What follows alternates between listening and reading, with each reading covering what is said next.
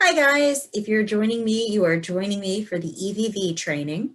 I'm going to share with you some really cool stuff today, and we'll get started now to walk you through as DSPs of what this will look like. All right, so as a DSP, this is a change that is coming starting December 1st. And the electronic visit verification system is a federal program. It's not a Bell McCree program. It's not even a state of Maryland program. It is a federal program. This is mandated by the federal government to allocate funds from Medicaid and Medicare to the states, which is how we pay for supports for folks in support services. Whether it be personal supports or respite, that's where the money comes from. So the EVV system has been developed for a multitude of reasons, and we're going to talk about that. In this training, we're going to talk about what EVV is, why it is, and what ISAS is, another good acronym that you're going to learn about, as well as the implementation methods, how to clock in and out as a DSP, some really cool tools that we've put together to make life a little bit easier, and to talk about attendance in ICM, because ICM isn't going anywhere. So that's going to be another piece that we need to discuss. Okay. So the electronic visit verification, EVV, it's kind of similar to your med administration. We're ensuring that the right services are being provided to the right person at the right time. Unfortunately, over the years, there's been some Medicaid fraud. There have been people who have said that they've provided supports and they weren't even with the individual. The federal government has tasked each state with coming up with a way to ensure that that doesn't happen. They want to make sure that the bucket of money that they have set aside for folks with disabilities is spread as efficiently as possible so that as many people as possible can receive services. So the state of Maryland's response, they came up with ISAS, the In-Home Support Assurance System. This is their answer to EVV and in ensuring that staff are providing the services that they have been compensated in providing. So we're going to talk a little bit about that.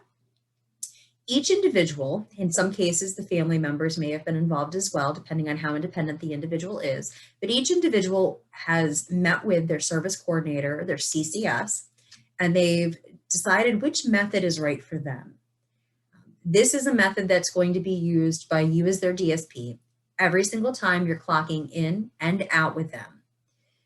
There are two choices that they've had. They've had the choice of the registered telephone number, which could be a cell phone number or a landline for the individual, not for staff. This again is a cell phone that the individual would have with them, or a landline. Maybe they live on their own and they have their own apartment. So that's option one. The second option that they had, a method that they could use, is the OTP device, the one-time password device. And that's that little fob that's on the right side of your screen. And it has the 362 number. So they were given one of those choices. They had to pick one. It's important to remember that the individual has made this choice. You as a staff are not making this decision. Whatever they have selected, you will be informed of. It's possible that it may change. It might be reevaluated when they meet for their annual PCP. Maybe the cell phone's not working as well. They'd rather have an OTP device or vice versa. But in either case, this is a decision that they're going to make, and it's going to be shared with you as their staff. So we're going to talk about option one. Option one is the registered telephone number. Again, this might be a landline because perhaps they live in their own apartment and they have a home phone and they've opted to use that number. They may have even have registered their family number. Maybe they live with a family member, their parents or a grandparent or an aunt or an uncle, sister or brother. They could have registered that number as well. This doesn't happen quite as frequently because, again, the idea of personal supports is we're out and about, we're doing cool stuff, and having a landline kind of ties us to a local area. Not to say that people haven't selected that, because there are a handful of folks that have. So they had the choice of a landline or an individual cell phone number could be registered. And again, it's not the staff person, it's the individual cell phone. The individual is linked to this telephone number. This telephone number is going into a big system called LTSS. So every time a staff person's working with this individual, their calling in from, again, either a home number or they're calling in from the individual cell phone into the ISAS system. And in doing this, it's proving that they're with the individual. Again, it's that accountability piece. So if the person has registered a telephone number, the telephone number is unique to them. If we serve perhaps a brother and a sister, both of them cannot register their parent's home phone number. That doesn't work. It needs to be specific and unique to that individual. If the individual maybe doesn't have their own personal cell phone, or perhaps they're on the go, they like to have their supports after they've worked out in the community, or they like to be picked up from their day program, then the OTP device may be the best bet for them. Again, you're not making that decision. The family and the individual have made that decision, but they may have chosen to go with the OTP device. And again, this is about a 2 to 3 inch fob. It's on the right side of your screen. It can be put to a keychain or a lanyard, so you could wear it around your neck, the individual could, which makes it a little convenient. But this is going to give you a unique code. That 362 number changes every 60 seconds. Every 60 seconds, a new number will cycle through. And just like when you're working with someone with a registered number, the state will know that you're with that individual because you're calling from that number. You can't make that up. You're with the person. You're calling from their cell phone. You're calling from their home. You're legitimately giving them the services that they're supposed to be receiving. In the same way, if you're a staff person working with an individual that has an OTP device, that number changing every 60 seconds makes it near impossible for you to type in the number quickly enough unless you're actually with the individual. That brings me to another piece. We never take the OTP devices from the individual. That device stays with them at all times. And we'll talk a little bit more about that in a moment. But it's important that that device stay with them. You do not take it. It does not leave their home. It stays with them at all times. So again, it's a unique code. It's that 362 number, 6 digits, and that's going to change every 60 seconds. If you notice, there are some bars on the left-hand side. Those bars are counting down. They're counting down before the number changes. So as a staff person, as you're calling in and you're going through the process, you're going to want to ensure that there are at least 3, 4, or 5, maybe more bars on that left-hand side. If there's only two or 1 bar, do not start entering the code as you're clocking in, because it's only going to cut you off halfway through and then you're kind of having to start over again. So you don't want to do that. Just wait for those bars to, again, get to a number of 4, 5. That's ideal for being able to enter it quickly. So as a staff person, how do you know? They may have opted to use a home phone. They may have opted to use a cell phone. They may have opted to use the OTP device. And if you work with multiple people, it's possible that they've all chosen different things. We're going to give you a unique wallet card for each individual you work with. And on this card, it's going to have some really crucial information that's going to help you navigate and clock in and out of the ISAS system. The first piece is it's going to tell you the individual's last name and first initial. In this case, we have a JDOE. Next to the JDOE, you'll notice that it says cell. This is the method that JDOE has selected. This means that if you are that person's staff, you are going to use their cell phone to clock in and out of the ISAS system. You're not using your cell phone, you're using theirs. You'll also notice that there's a 1833 number at the top. This is the ISAS main line that you're going to be dialing into. And we'll talk about how do you know how to dial in a moment. But for now, that's the important number. Save it to your cell phone. Regardless of whether you're calling from the individual cell phone or your cell phone, have the number. It's better to have it and not need it than need it and not have it. So program that into your phone. That's going to be important. You're also going to notice that there's a medical assistance number. In this case, it starts with a 4, and very often they start with 4s. We have a few people who have other numbers, but for the most part, they typically start with the number 4, and that's that long strand of numbers under the individual's name and method selected. Finally, you'll see that there's a BM and a hashtag or pound sign, and it's the medical assistance provider number. That number is going to be identical. Every single card is going to have that same 69214 and so on number. That identifies us as Bella McCree. They, in some cases, are going to ask you to put that in as you're going through the automated system to identify which provider you're with. So that's an important piece to have. And again, it's going to be the same on every single card. So where do you start? First thing to keep in mind is ICM is still very much in play. The ISAS system, this EVV system, it's a federal program. It's a state program. EVV is the federal, ISAS is the solution that Maryland came up with. They are only concerned with tracking the services that the individual's actually receiving. They're not paying you. There's no connection whatsoever to time and attendance and you being reimbursed as a staff with Bella McCree. So it's imperative that the very first thing you do when you arrive to shift is clock into ICM.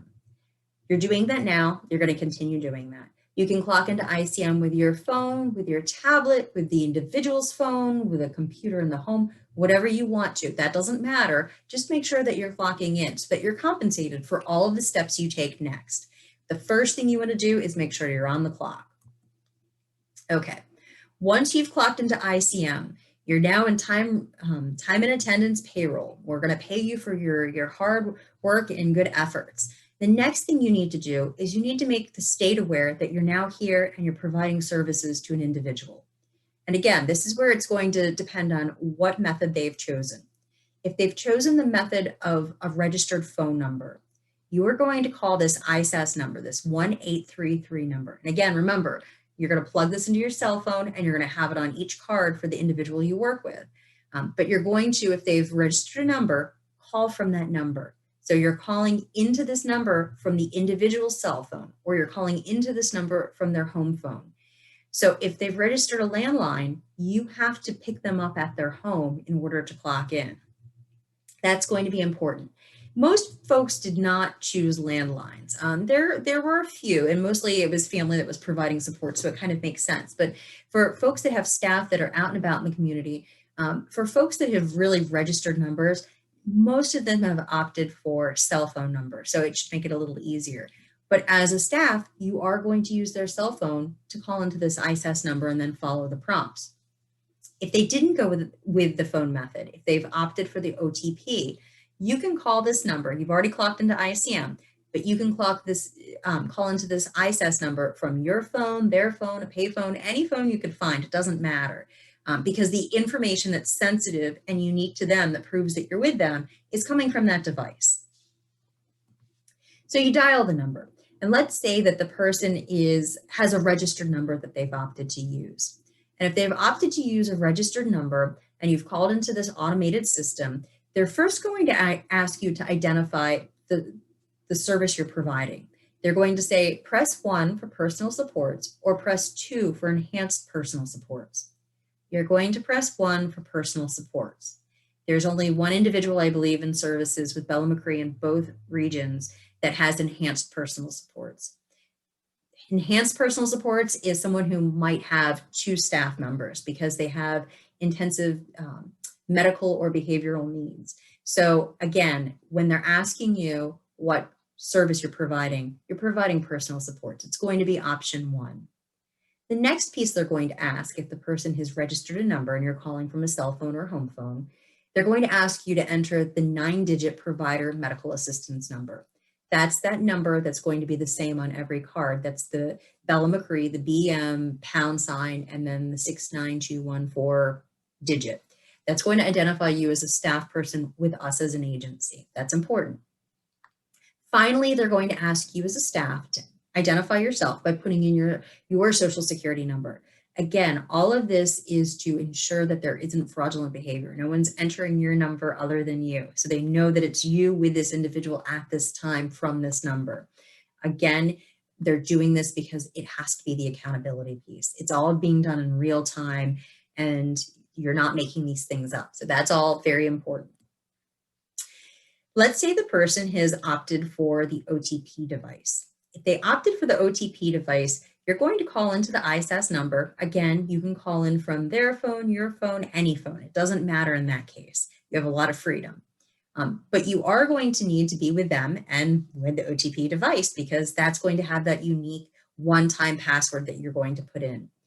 Again, the first thing that it's going to ask you if you're calling in for an individual with an OTP device, and they'll know you're calling because of an OTP device because you're going to call from a number that is not licensed and registered in the system. So knowing that it's a number that doesn't identify with any individual, they already know when you call in that you're calling in supporting somebody with the OTP device, that it's not somebody with a registered number. So that's how they know.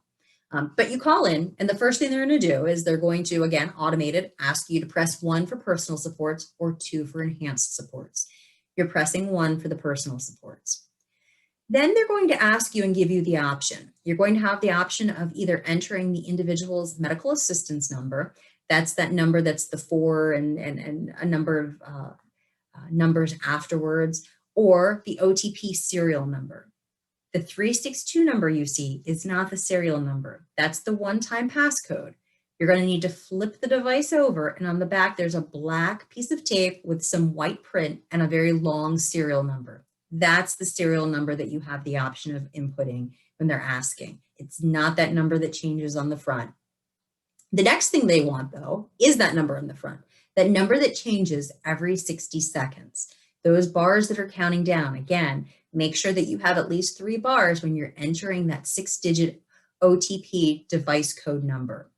Because it will change. It will change every 60 seconds. So that's going to be the next thing they ask you. And that's how they know you're with the individual. Because again, if you're not calling from a registered number with that individual, you're putting in a unique code that they know is registered to the individual. And at that time, that's the number that was on the screen. They can track that. Finally, they're going to ask you for that 9-digit provider medical assistance number. That's that Bella McCree number that is the 69214 and in a string of a few more that you're going to enter to identify that that's the company you're working with. And finally, they want to know who you are. They want to make sure that the person who is saying that they're providing services really is. So you need to make sure that you know your social security number. If you don't know it offhand, put it somewhere safe and secure and make sure that you have it. As of December 1st, you will need it both when you check in and out of the ISAS system. Again, all of this information is going to be captured on this card that you're given. This card is going to be laminated, it's lightweight. You can put it in your wallet, your purse, someplace secure. Maybe it's best in your glove box, but we want to make sure that you have it where it's not somewhere for the general public to see, because it does have the person's last name and medical assistance number, and that's private information. You're going to need it, and you're going to want to have it close by and on hand, but somewhere that is not out for the general public to see. So what do? We know that you're going to first clock into ICM. Get yourself on the clock, begin the compensation, and then clock into the state to say, okay, I'm here for Bella McCree, but now I'm here for this individual. I arrived at this time. I'm calling in from their cell phone number if it's a registered number. I'm calling in from any phone if it's an OTP device, but you're going to clock into the ISAS system. Then you're going to provide supports. You're going to do all the really cool stuff that you always do. Horseback riding, movies, bowling, whatever the goal is for the day, you're going to enjoy those quality supports with the individual you work with. At the conclusion, you're going to clock out of the ISAS system. Again, you're always beginning and ending with ICM, so save that for last. The next step is you're clocking out of the ISAS system. You're clocking out of the ISAS system in the same way you clocked in, meaning if the individual you work with has selected the registered phone number, you need to clock out of the ISAS system with that same number. That means if they've registered the number at their home, a landline, you need to be back in their home to clock out of the ISAS system. You can't do it until you're back to that number. Now, if it's their cell phone, presumably you went out and they have their cell phone on them, you can clock out at any point from ISAS. But however you were clocking in, you need to clock back out. The nice piece is it's an automated system, very much like the movies, any type of medical service. It's very clear. It's press 1 for this. If this is correct, press 1. It's going to ask you and give you lots of options for prompts. It's also going to say, please press 1 if you're clocking in. Please press 2 if you're clocking out. So it gives you some options. It will also verify the time. It will tell you, you're clocking in at 3:52 p.m. Please press 1 if this is correct, press 2 if it's not.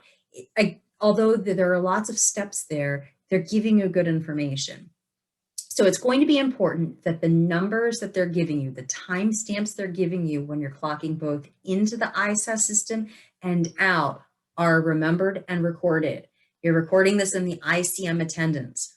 Again, like I said, ICM is not disappearing. These are two very separate programs. The ISAS system is just monitoring from the state's point of view when you're with this individual. ICM is capturing two things. One, we want to capture the time that you're both in and out of providing services, so we compensate you. The other thing that we need to do is we have to have some sort of attendance tracking of the services you're providing too. And this is compared against what we send to the state. So it's going to be very important that the numbers, the timestamps of you clocking into the ISAS system, when you call in, whether it be from a registered telephone number or whether it's your own personal cell phone because the person has an OTP device, whatever time they're telling you that you're clocking in at, that is the same time that needs to show up in the ICM attendance. Those numbers always need to match. It may not match the ICM payroll piece. Let me give you an example. Let's say that you have a Honda Civic and you support Sally, and Sally is in a wheelchair and she does not transition. She needs to have a fully accessible van. You have to pick up a van from Bella McCree's campus in order to get her out and about in the community, and that's the plan. So at 5 p.m., you arrive to Bella McCree. You're clocking into ICM, you're clocking into payroll time and attendance because you've now arrived to your work.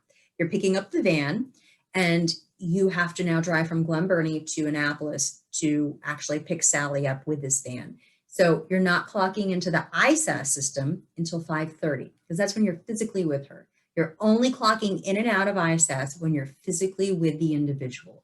We'll pay you for other pieces if it's something that your PD has approved, like picking up a van and going to get the individual, or perhaps you're stopping at the pharmacy to pick up a medication for them. We'll pay you for that. The state does not want to know. That is not something that you're physically with that person. You're not providing services. They do not care.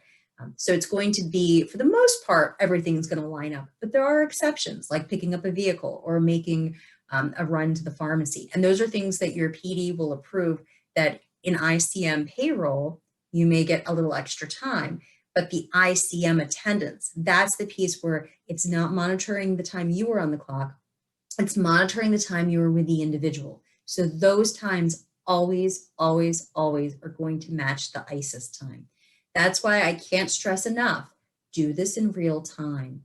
Don't wait until payroll, the Saturday before payroll, before that Monday, to try to enter this in. You will not remember the exact times. The numbers won't match up, and your PDs are going to call with an abundance of questions, and it's going to cause a lot of headache and heartache.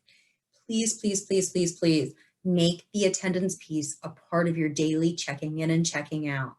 You're going to clock into ICM. You're going to clock into ISAS. When you have that time in ISAS, remember it, write it down, or go straight into attendance and put it in so you don't forget. Do the same thing at the end of the shift so that you know what time you've clocked out of the ISAS system so that that can go into the ICM attendance. Those two pieces have to match. It's imperative.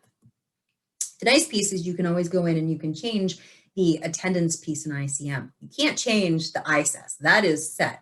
But you do have the ability to tweak what you actually used and what those times were in the ICM attendance.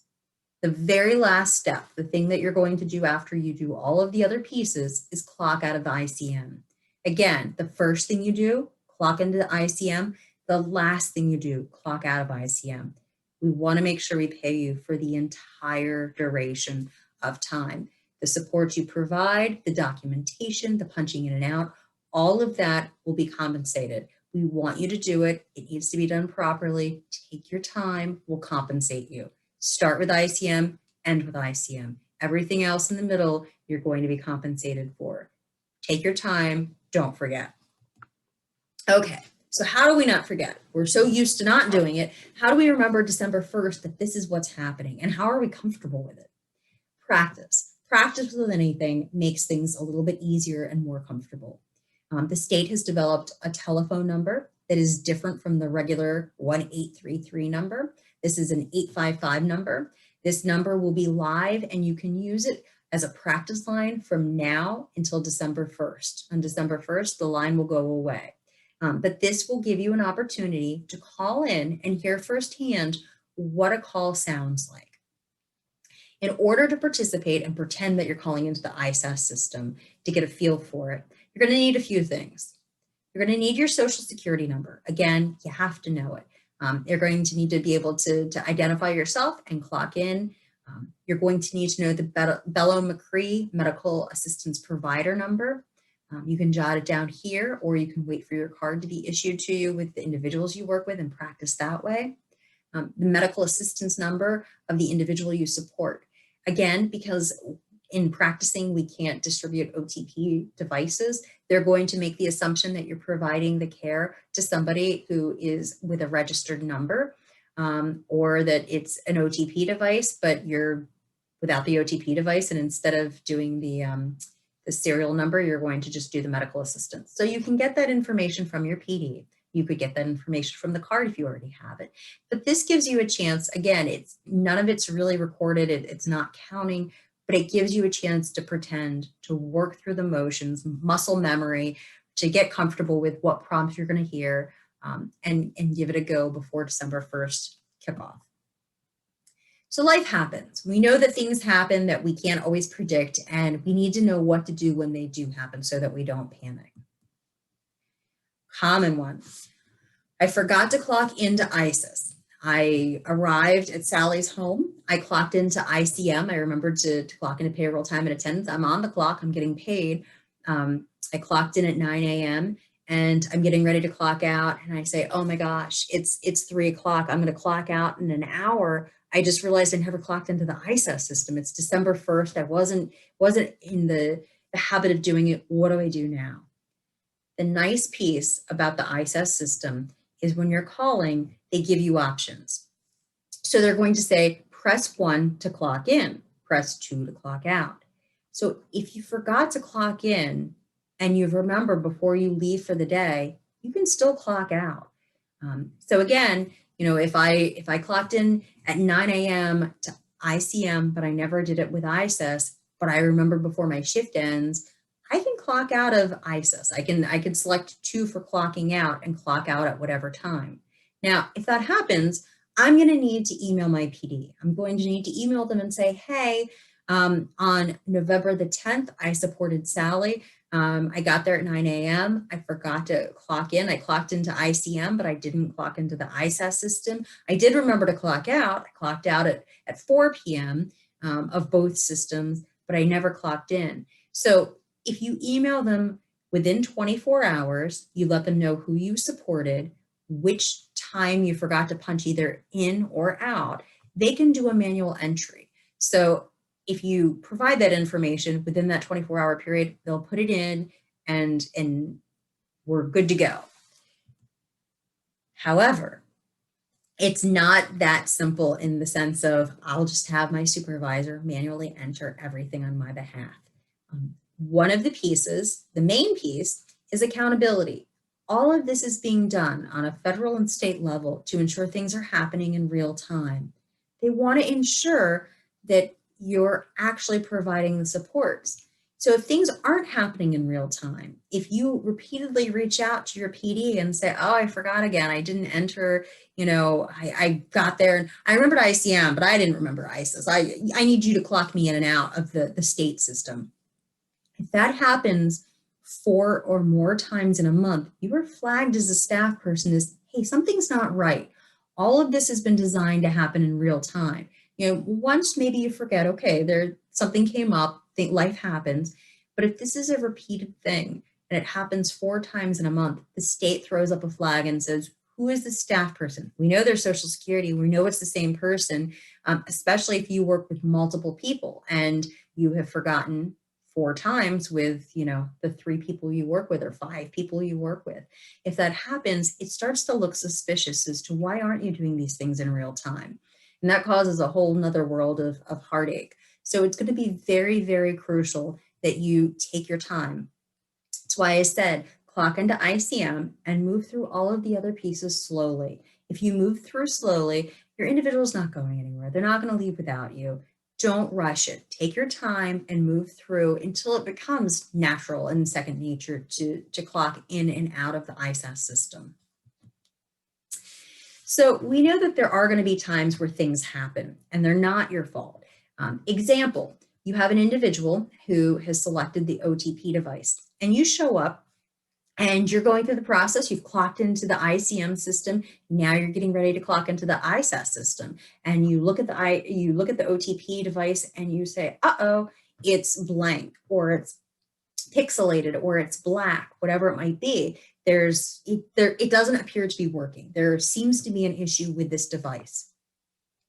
Again, within 24 hours, please, please, please email your PD. Share with them, I supported Sally on this day at this time to this time. When I arrived, I looked at the OTP device. There was nothing on the screen. I couldn't see any numeric information to enter. I wasn't able to actually clock in real time in the ISAS. Can you do a manual entry for me? Now, your PD can do that.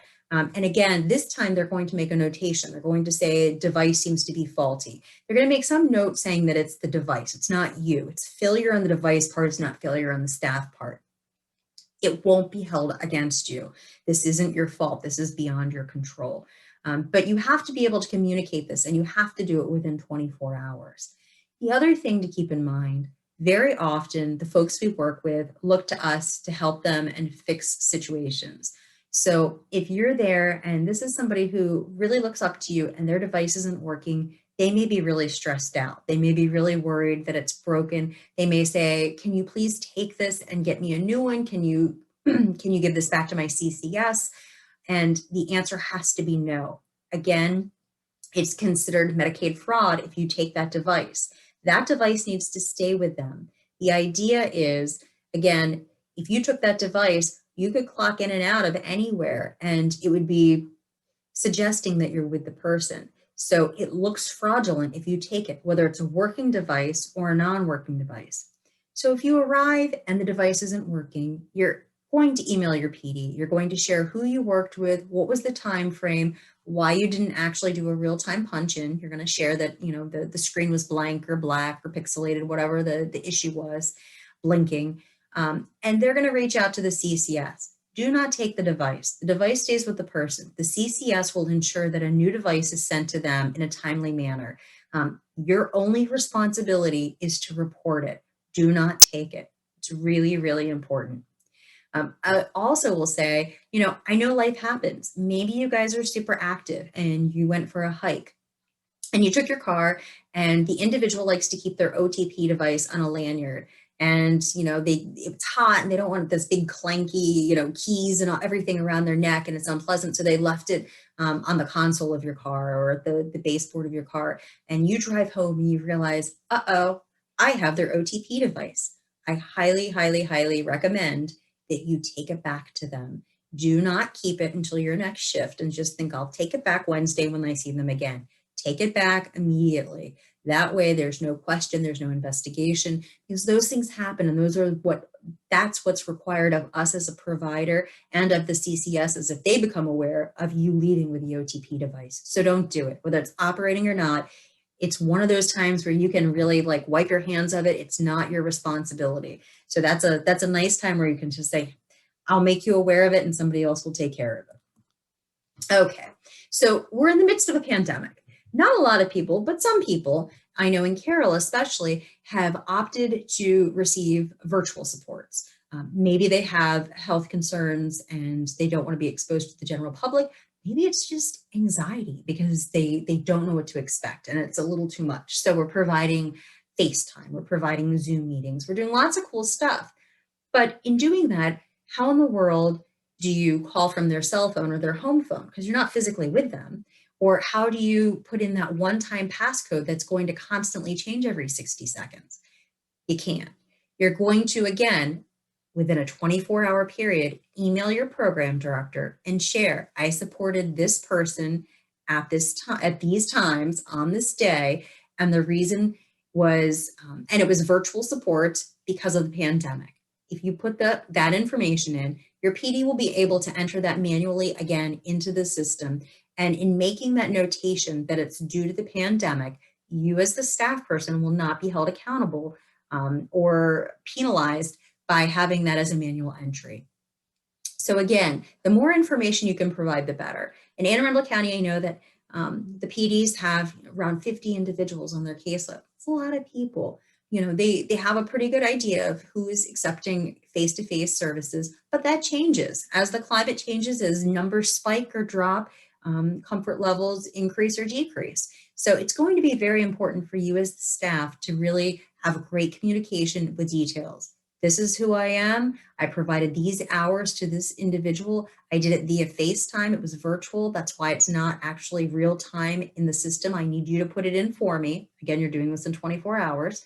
And then it can make a notation that it's due to the pandemic. And you as a staff will not be flagged for that reason. Okay, so some tips and tricks. How do we make this as smooth and seamless as possible? Again, remember, always start and end with ICM. Make sure you clock in first so you're being compensated. Then you're not rushed. You're moving through things comfortably. You're taking your time. You're not forgetting anything. So make sure that you clock into ICM before you do anything else, because ICM and the ISAS system are not connected. The state does not pay you. Bella McCree pays you. So make sure you clock into our system as well. The next step is when you're using the ISAS system, there are lots of things, whether you're calling in from a registered number or calling in from any number with an OTP device, you're going to be prompted to enter a lot of information. In general, there are a couple of recordings, and the process on both sides takes between a minute and 30 seconds for the clock in. So it's not terrible, but it takes a little bit of time. So in doing that, make sure before you hang up that you hear the automated goodbye, because that is going to show you that you have completed all of the pieces that they need. All of the information has been submitted and you are good to go. Wait for the goodbye. Don't do it beforehand, because if you move too quickly, you may end up having to restart the whole process because you didn't complete it. The next piece is be aware that you can't clock into the ISAS system while another staff is clocked in. Example, folks who have received CFC services, those are those physical daily care ADLs, a lot more of the hands-on, less of the goals and more of the physical basic toileting, bathing, shaving, those types of skills, feeding. Those folks that are providing those CFC services have already started using the system. And if you work with one of those individuals, more than likely they have an OTP device, and more than likely you as the staff will use the same device as their CFC staff. So with that in mind, you can't clock in while the CFC staff is still there. Now, the good news is you can clock into ICM. That's the first thing you're going to do. So you're going to be on our payroll. We're going to compensate you. You may have to wait 5 minutes for them to clock out of the ISAS system, but you're already getting paid by Bella McCree. So you're in good shape. Wait for them to clock out before you clock in. Only one person can be clocked into the system, the ISAS system, with the individual at a time. Another example, maybe it's not someone who's providing CFC services. Maybe it's somebody that actually provides personal supports and they're shift 1 and you're shift 2. In either case, even if it's the same agency, you have to wait. If you are, maybe you're an amazing staff person, you're a model DSP and your supervisor has said, hey, I want to send this new staff out with you. They're not familiar with providing personal supports and they're going to follow you. They're going to shadow you. That person is not logging into the ISAS system. The person who's shadowing you is going to log into ICM. We're going to compensate them, but you as the dedicated staff person, you're the person who's going to log into the ISAS system, not the person shadowing you. Again, you'll both be compensated because you'll both clock into ICM, but you're only going to have the dedicated staff person. Again, whether it's somebody who's shadowing you because you're going on vacation or whether it's an entirely new individual who's employee who's learning the ropes, you as the dedicated staff will be the person clocking into the ISAS system. You may not clock into the ISAS system if you're running errands for an individual. Again, there are times where your PD may say, I need you to pick up the prescription for Bob, or I need you to pick up a brace from the orthopedic doctor. There are things that we may ask you to do, and you can be on ICM time, meaning Bell McCree time. We're going to compensate you for that. But the state of Maryland does not want you to clock in time into the ISAS system if you are not physically with that individual. That person has to physically be within your care if you're clocking into the ISAS system. That's going to be very, very important. Anything else is considered Medicaid fraud. You can't drop the person off at the mall and then go back and say that you were with them. That's fraud. You have to physically be with them. The other piece is to remember to do ICM attendance in real time. It's too hard, and I'm not entirely sure how much access you're going to have to the ISAS system to pull up what your time entry was in there. So when you're putting it in, please, please, please either write it down on a piece of paper and at the end of your shift, put it into the ICM attendance, but don't wait until the Saturday before payroll Monday and try to enter all of it. That's just a disaster waiting to happen. The numbers aren't going to match. There are going to be a lot of questions and you're going to struggle to answer them if you even can. That's problematic. It can end up with disciplinary action. Skip it all together. Go slow, take your time, make sure you're doing the ICM attendance, which is going to match the ISAS punching in and out. They're going to be the same time. Make sure they match, do it in real time. Okay, so the other thing is I do have some handouts that I can share with you. So at the end, my email address will be there on the screen and you're more than welcome to reach out to me if you have any questions. I'm happy to answer them and send you some additional information. Biggest tip, do it in real time. Trying to remember is too hard. Anything that didn't go in as an actual real-time entry and it needs a manual entry by your PD needs to be reported within 24 hours. Don't wait until the end of payroll to say, oh yeah, by the way, I didn't punch in on Wednesday. Hey, can you put that in for me? It doesn't work that way.